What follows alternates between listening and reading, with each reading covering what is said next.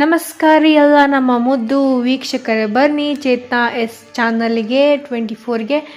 ಇವತ್ತು ನೋಡ್ರಿ ಏನೋ ಒಂದು ನಾನು ಆನ್ಲೈನ್ದಾಗಿಂತ ತರಿಸಿದ್ದೆ ರೀ ನಾನು ಐಟಮ್ಮ. ನೋಡಿ ಬರ್ರಿ ಈಗ ಓಪನ್ ಮಾಡೋಣಂತ ಹೆಂಗೈತೆ ಅಂತ ನೋಡೋಣಂತ. ನೀವು ನಿಮ್ಮ ಮನೆಗೆ ತರಿಸ್ಬೋದು, ಯೂಸ್ಫುಲ್.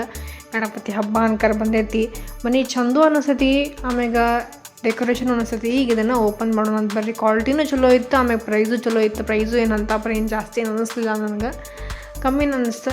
ಬರೀ ಒಂದು 200 ಅದು ಇರ್ಬೇಕು ನೋಡ್ರಿ, ಭಾಳ 250 ಅಷ್ಟ ನೋಡ್ರಿ. ಬರ್ರಿ ಇದನ್ನು ಓಪನ್ ಮಾಡೋಣ ಅಂತ.